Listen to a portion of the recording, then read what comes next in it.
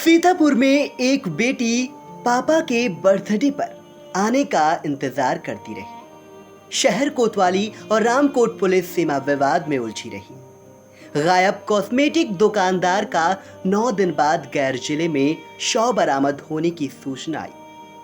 मृतक का पूर्व में अपहरण हो चुका है। बावजूद इसके पुलिस ने मामले को गंभीरता से नहीं लिया। पत्नी और भाई गुहार लगा रहे हैं। जीते जी पुलिस का कोई सहयोग नहीं मिला। कम से कम मिलने के बाद न्याय जरूर मिले। ये मामला है नगर के नारायण नगर हेमपुरवा मोहल्ले का।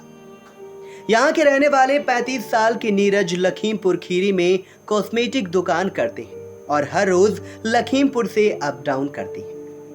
बीती 23 अगस्त की सुबह भी अपने भाई अमित कुमार के साथ लखीमपुर के लिए निकले थे। रास्ते में कहीं गायब हो गए। 8वें दिन गोंडा जनपद के थाना उमरीगंज इलाके के पास ग्राम में उनका शव बरामद हुआ। उनके पास बरामद हुए आधार कार्ड और मोबाइल के सिम कार्ड की मदद से पुलिस ने परिजनों को सूचना दी। घर से नीरज पटवा जब लखीमपुर जा रहे थे तो अपनी 8 साल की बेटी को बर्थडे पार्टी पर कपड़ा लाने की बात कहे थे। बेटी और पत्नी इंतजार करती रही। नीरज जीते जी तो नहीं लौटे। मेरा नाम नीलू है और मेरे पति को 23 गायब हुए हैं। घर से अच्छे भले गए थे, अच्छे मूड में थे, नाश्ता करके हमारे साथ गए और कहे शाम को हम आएंगे, कपड़ा ले देंगे। बर्थडे था मेरी लड़की का और वो कहते चलना मेरे साथ मार्केट। वो हमारे साथ बहुत खुश रहते थे, लेकिन पता नहीं क्या हुआ कि वो गए, बस से ही गायब हो गए। कुछ पता नहीं चला। बस हम यही चाह रहे हैं कि हमारे पति को इंसाफ मिले, जो भी किया वो उसको सजा मिले। आपके पति किस हालत में मिले? हमारे पति बहुत ही वैसे हालत में मिले। क्या नाम है? नीलू। मृतक के भाई का आरोप है कि जब उसका भाई गायब हुआ तो वो 24 अगस्त को शहर कोतवाली में गुमशुदगी की रिपोर्ट लिखाने गए तो कहा गया कि यह मामला रामकोट थाना इलाके का है। अमित कुमार का कहना है कि उसके भाई का 31 मई 2022 को अपहरण हो चुका है। अब कम से कम पुलिस मौत के बाद न्याय जरूर दे। उधर पुलिस इस मामले की जांच में जुटी है कि मामला हत्या का है या फिर आत्महत्या का। हालांकि परिजन आत्महत्या के किए जाने की बात से इनकार कर रहे हैं। सर, हमारा भाई 23 तारीख सुबह 9 बजे से लापता था और उसकी रिपोर्ट हमने कोतवाली में देने की कोशिश की तो उस दिन मेरी कोई रिपोर्ट लिखी नहीं गई। हमको यही समझाया गया कि आपका ये जो है क्षेत्र हमारे में नहीं लगता है। वो कहते हैं हमारे में नहीं लगता है। तो अगले दिन बड़ी मुश्किल से हमारी रिपोर्ट कोतवाली में लिखी जाती है और 3-4 दिन तक तो हमें सर कोई कार्रवाई दिखाई नहीं देती है। फिर जब हम उनके पास जाते हैं, जो हमें जिनको विवेचना सौंपी गई थी वह, तो उन्होंने हमको दिखाया हल्का फुल्का 2 दिन के केवल कॉल डिटेल दिए कि इसमें देख लीजिए कोई आपका संदिग्ध नंबर दिखता नहीं है और मोबाइल स्विच ऑफ है, तो हम कैसे पकड़ें।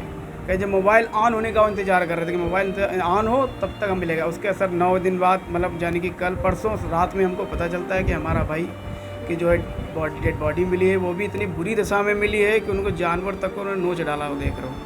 और वो मिलती है गोंडा के कोई बहुत आउट एरिया था, बिल्कुल नदी के छोर में, जिसमें तो हम ये चाहते हैं सर, अभी तक पुलिस की कार्रवाई से हमें कोई संतुष्टि नहीं हुई। अरे मेरा भाई तो चला गया, लेकिन अब हम ये चाहते हैं कि कम से कम उसकी मौत का जो राज थे वो तो खोल दे पुलिस, है कि नहीं। और हमसे पुलिस से बस यही निवेदन है कि जो भी इसमें संलिप्त हैं उनका खुलासा करे। बड़ा निवेदन है उनसे, वो देख रहे हो जीते जी तो कुछ खास सहयोग हमें नहीं मिला पुलिस से, जो देख रहे हो। और उनकी कार्डें निकलवाए, जो भी हो सकता है पुलिस तो सब कुछ कर सकती है।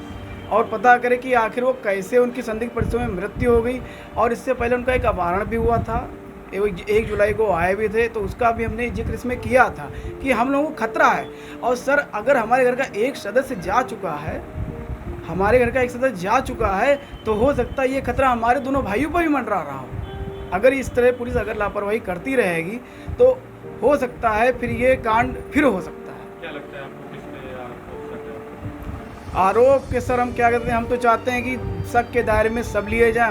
इनसे हमारा विवाद चलता था। अब तो हालांकि दीवार खींचने के बाद शांति है, लेकिन ये इन्होंने बहुत पहले हमको धमकी दी थी। ये हमारे छोटे भाई हैं, इनकी वाइफ जो है बहुत नालायक है। फिर उन्हीं के चक्कर में बटवाई चमत दीवार खींच गई थी, तो उससे विवाद शांत है।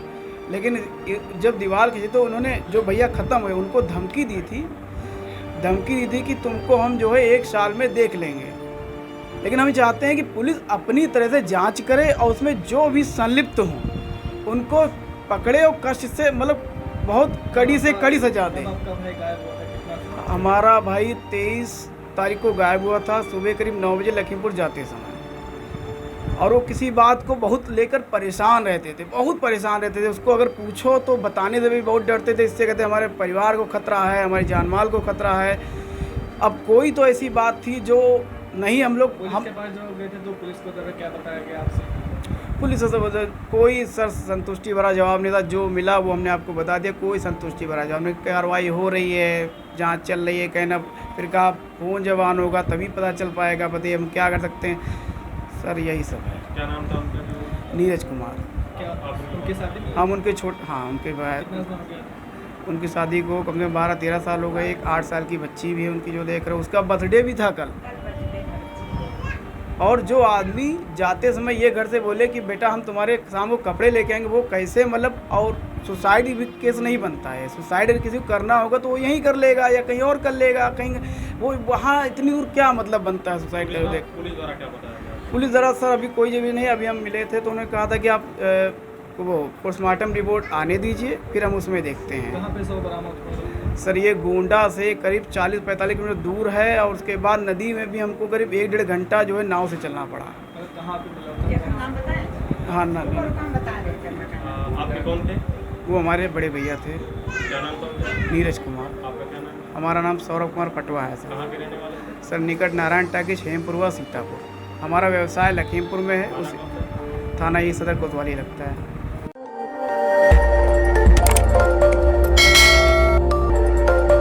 खबर आपकी, नजर हमारी।